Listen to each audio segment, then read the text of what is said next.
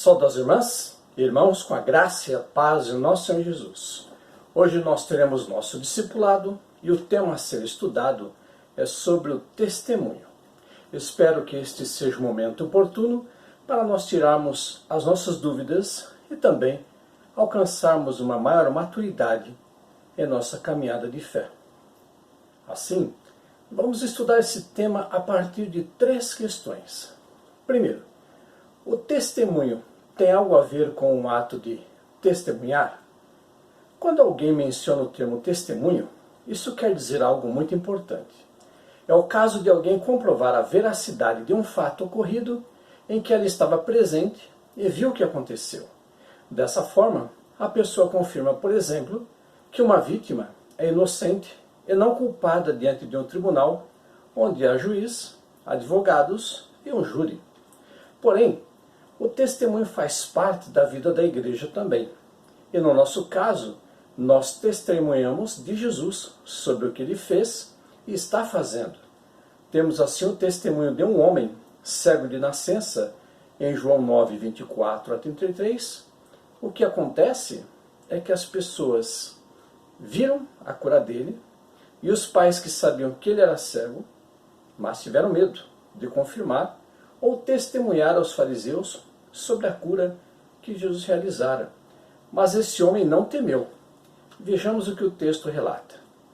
Então, chamaram pela segunda vez o homem que fora cego e lhe disseram: "Dê glória a Deus. Nós sabemos que esse homem é pecador." Respondeu ele: "Se é pecador, não sei. Uma coisa sei. Eu era cego e agora vejo." Perguntaram-lhe, pois, que foi que te fez? Como te abriu os olhos? Respondeu-lhes: "Já vou-lhe disse, e não atendestes? Para que o quereis tornar a ouvir? Acaso também vós quereis tornar-vos discípulos dele?" Então injuriaram e disseram: "Discípulo dele sejas tu? Nós, porém, somos discípulos de Moisés. Sabemos que Deus falou a Moisés, mas quanto a este, não sabemos de onde é." Respondeu-lhes o homem: "Nisto, pois, está a maravilha. Não sabeis de onde ele é. Entretanto, ele me abriu os olhos. Sabemos que Deus não ouve a pecadores, mas se alguém for temente a Deus e fizer a sua vontade, a esse ele ouve. Desde o princípio do mundo, nunca se ouviu que alguém abrisse os olhos a um cego de nascença. Se este não fosse Deus, nada poderia fazer." Esse homem testemunhou sobre o homem chamado Jesus, em João 9, 10 e 11a. Perguntaram-lhe, pois: "Como se te abriu os olhos?" Respondeu ele: "O homem que se chama Jesus." Depois o considerou como um profeta, em João 9, 17. Tornaram, pois, a perguntar ao cego: "Que dizes tu a respeito dele, visto que te abriu os olhos?" E ele respondeu: "É profeta." Depois o teve como enviado de Deus, em João 9, 33. Se este não fosse enviado de Deus, nada poderia fazer. E por fim, ele o reconheceu como sendo o próprio Deus, em João 9, 35 a 38. Soube Jesus que o havia expulsado, e achando-o, perguntou-lhe: "Crês tu no Filho do Homem?" Respondeu ele: "Quem é, Senhor, para que nele creia?" Disse-lhe Jesus: "Já o viste, e é ele que fala contigo." Disse o homem: "Creio, Senhor," e o adorou. De fato, nós temos motivos para testemunhar de Jesus para pessoas que não o conhecem e que estejam sofrendo fisicamente, emocionalmente e espiritualmente. E as boas novas que nós recebemos, devemos compartilhar com as pessoas e não apenas falar delas, mas devemos praticá-las também. Assim, podemos afirmar que testemunhar é partilhar das ações de Deus em nossas vidas, e que em gratidão as praticamos para alcançar outras vidas, como nós também fomos alcançados. Dessa forma, faz parte do nosso testemunho amar, perdoar, compartilhar, ajudar, socorrer, não fazer acepção de pessoas, sermos pessoas justas, honestas, fiéis, responsáveis, e que sejamos vistos na sociedade como pessoas admiráveis, diferentes. O texto de Filipenses 1, 21a afirma algo interessante, porque sinaliza que nós assumimos uma grande responsabilidade, que é viver em Cristo Jesus. Vejamos o relato. porque para mim o viver é Cristo.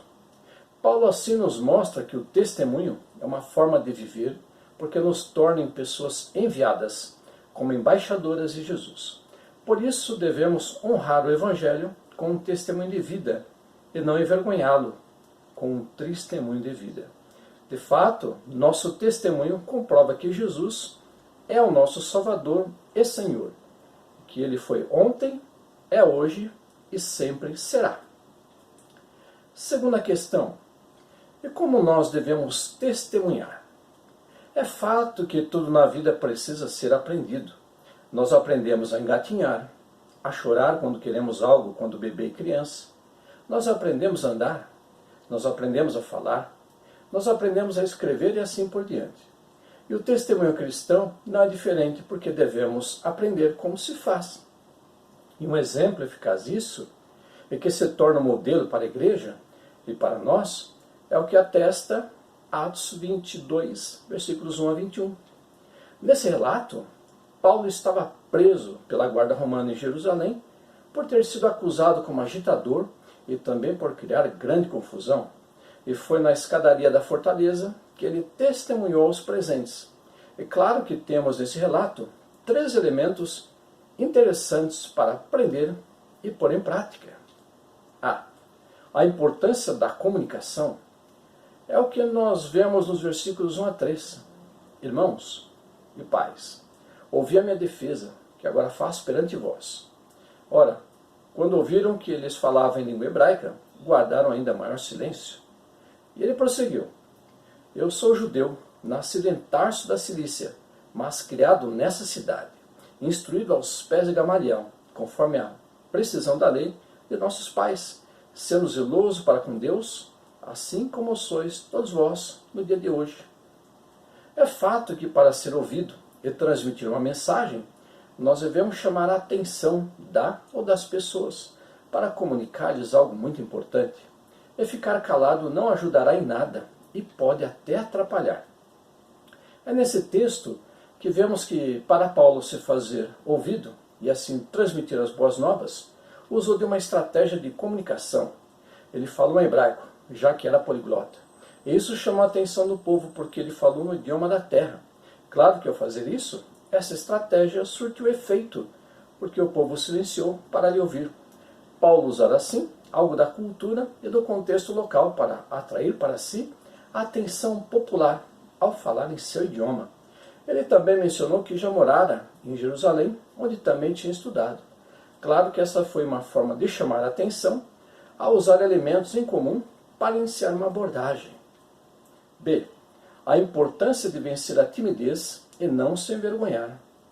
É o que vemos nos versículos 4 e 5.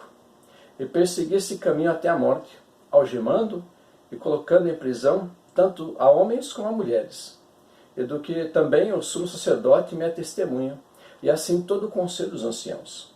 E tendo recebido deles cartas para os irmãos, seguia para Damasco, com o fim de trazer algemados a Jerusalém aqueles que ali estivessem, para que fossem castigados. Não vemos nesse relato Paulo sentir vergonha ou se deixar ser intimidado, porque ele disse que ele também perseguiu os cristãos e tinha sido um grande perseguidor da igreja. E isso nos chama a atenção porque, infelizmente, podemos nos sentir intimidados ao lembrar que nós éramos no passado e os pecados que nós cometíamos. De fato, sendo uma nova criatura em Cristo Jesus, devemos testemunhar quem somos agora e quem nós somos antes, porque isso ajudará as pessoas que vivem e fazem o que fazíamos. E isso pode identificá-las conosco e as leva a crerem que também podem ser mudadas para melhor. O que também acontece é que há pessoas que pensam que seus pecados são maiores do que de outras pessoas. E há pessoas que pensam que elas não cometem pecados. Por isso, o nosso testemunho ajudará as pessoas a se identificarem com nossos problemas e pecados. E dessa forma, elas se dispõem a nos ouvir por se interessarem. Porém, nós devemos tomar cuidado em usar palavras como eu era má, eu era fraca e eu era inferior. Porque isso pode assustar, pode afastar e quebrar o diálogo. O fato é que ninguém se sente bem ao admitir que tem sentimentos maus. Assim, é melhor dizer como vivia, o que fazia e as consequências que trazia em sua vida. C. A importância de se relatar como foi o encontro com Jesus. É o que relatam os versículos de 6 a 10. Aconteceu, porém, que quando caminhava e ia chegando perto de Damasco, pelo meio-dia, de repente, do céu brilhou-me ao redor uma grande luz. Caí por terra e ouvi uma voz que me dizia: Saulo, Saulo, por que me persegues? Eu respondi: Quem és tu, Senhor? Disse-me: Eu sou Jesus, o Nazareno, a quem tu persegues. E os que estavam comigo viram, em verdade, a luz, mas não entenderam a voz daquele que falava comigo. Então disse eu: Senhor, que farei? E o Senhor me disse: Levanta-te, vai a Damasco, onde se te dirá tudo o que te é ordenado fazer. Vemos agora que no testemunho, Paulo menciona o que aconteceu em sua vida, quando teve seu encontro pessoal com Jesus. Nós cremos que o Espírito Santo preparou o nosso encontro com Jesus, e aí sim, tivemos a nossa experiência de conversão. E nesse encontro, nós recebemos a graça e o amor de Deus, através do sacrifício de Jesus na cruz do Calvário. E claro que quando somos confrontados com os pecados e nos arrependemos, nós nos convertemos a Jesus e o aceitamos como nosso único e suficiente Salvador e Senhor. Em seguida, nos próximos versículos, Paulo continua o testemunho de sua vida ao relatar que após seu encontro com Jesus, ele ficou temporariamente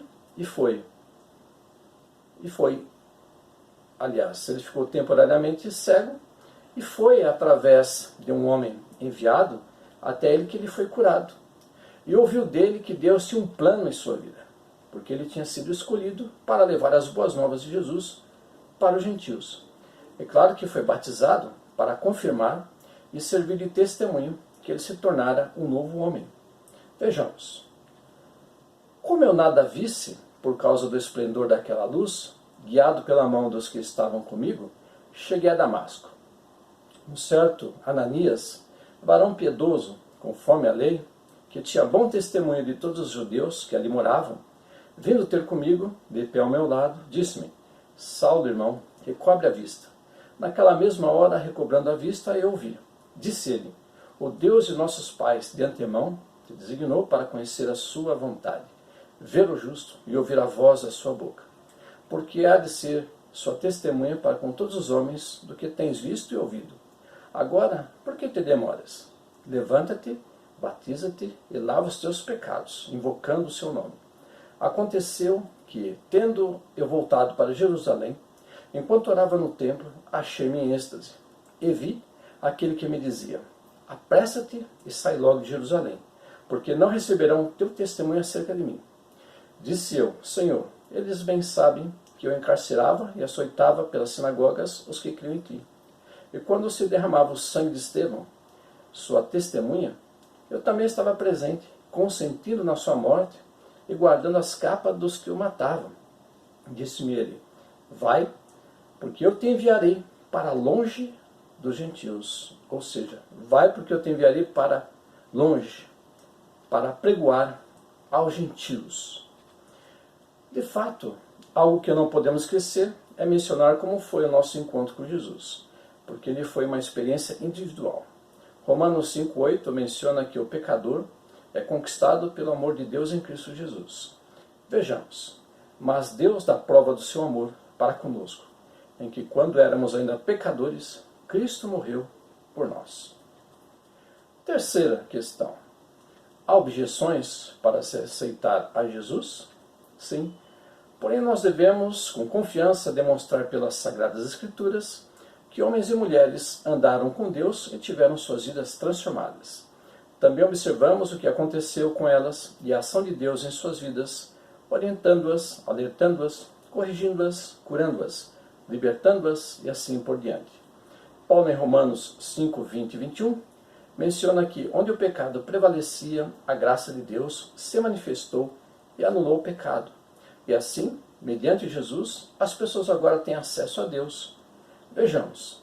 Sobreveio, porém, a lei para que a ofensa abundasse, mas onde o pecado abundou, superabundou a graça. para que assim como o pecado veio a reinar na morte, assim também viesse a reinar a graça pela justiça para a vida eterna por Jesus Cristo nosso Senhor. E após termos concluído o nosso testemunho, devemos perguntar para a pessoa se há algo que a impede de aceitar Jesus como seu Salvador. De fato, se a pessoa reconheceu ser pecadora e aceitou Jesus como Salvador e Senhor e desejou andar com Ele, nós nos tornamos em pessoas discipuladoras por termos feito uma pessoa se tornar em discípula. Claro que o objetivo do nosso testemunho é apresentar o amor de Deus para as pessoas, para que também se tornem discípulas de Jesus. Porém, se a pessoa afirma que algo impede dela em aceitar Jesus em sua vida, nós devemos perguntar se ela pode contar o que é. E se ela contar, nós podemos ajudá-la a compreender sobre o amor de Deus. E não há o que temer, porque o Espírito Santo ministrará ao nosso coração o que devemos fazer e dizer, como atesta Lucas 12:12. Porque o Espírito Santo vos ensinará, na mesma hora, o que deveis dizer. Isso quer dizer que quem converte as pessoas é Jesus, e não nós. Por isso a nossa tarefa e missão é testemunhar da graça e do amor de Deus, e não ameaçar, pressionar, constranger e forçar. Lembremos o que atesta o texto de Zacarias 4:6, a parte B. Não por força, nem por poder, mas pelo meu Espírito, diz o Senhor. Mas, e se a pessoa optar por encerrar o diálogo ou não se abrir sobre os motivos para não aceitar Jesus? Nós não devemos desanimar, porque nós lançamos a semente. Nisso não devemos ficar tristes, e devemos respeitar a pessoa, porque Deus concede a liberdade, ou livre-arbítrio, para que as pessoas o aceitem ou rejeitem. E não nos cansemos de que somos apenas testemunhas de Jesus, e não juízes para emitir algum parecer ou sentença. Em seguida, oremos pela pessoa que aceitou ou não a Jesus em sua vida, e a coloquemos em nossa lista ou livro de oração, até combinarmos um novo encontro. E nesse meio tempo, oremos para que Deus, através de seu Santo Espírito, esteja tocando no coração das pessoas.